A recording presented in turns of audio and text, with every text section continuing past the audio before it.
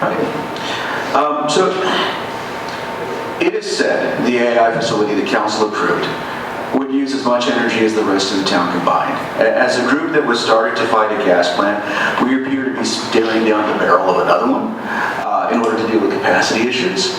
How does Denton deal with this capacity issue? And how do we provide needed capacity while lowering energy rates in a sustainable way? And I believe we are at Suzi Rumohr. I think so. So I do not support a second gas plant.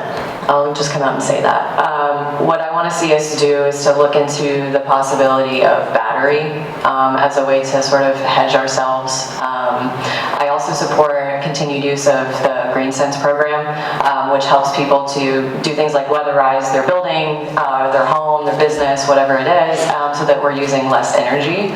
And those are the general things that I would support. And Karen DeVinney. Do you need a question repeated? Or? No, I wouldn't support a second gas plant. That seems to be a step back. I know that there are pressures from the Texas legislature. I think we need to resist those. They want us to go back to fossil fuels. And I think we have moved beyond fossil fuels. I have my frack-free t-shirt right here in my bag, by the way. Those were the days. It seems to me that we need to increase our battery capacity, and I will concede to Brian Beck sort of knowledge about the battery capacity, but that seems like the next step for us.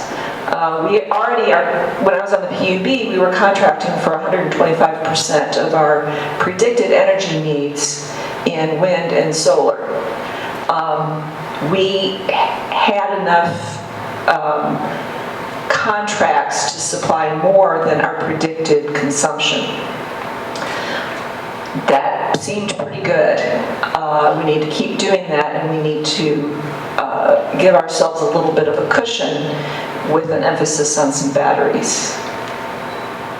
Thank you, Margie Ellis. Would you like the question? So it is said the AI facility the council approved would use as much energy as the rest of the town combined. As a group that was started to fight a gas plant, we appear to be staring down the barrel of a second one.